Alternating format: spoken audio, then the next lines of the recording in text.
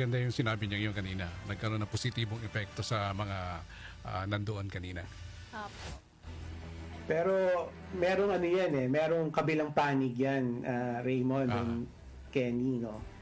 Kasi ang nangyari doon, mababawasan ang koleksyon ng gobyerno.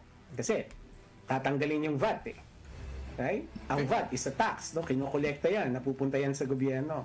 And not only that, di ba, na-mention din ni Pangulo Marcos, tataasan yung threshold na hindi na mag-i-income tax.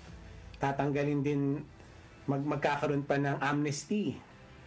So in other words, marami siyang mga pinangako doon na mababawasan yung tax collection natin.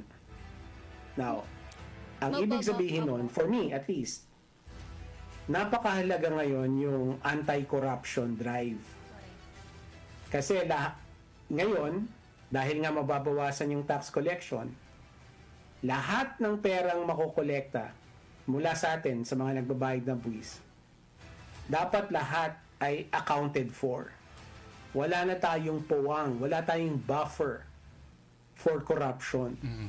Kasi kung yung pera na makokolekta ay mapupunta na naman sa mga bulsa ng mga mambabatas na corrupt, dun sa mga contractors na corrupt, anong paggagastusan para sa mga programa ng gobyerno? Correct. Na yung pangalan po Right? na marami tayo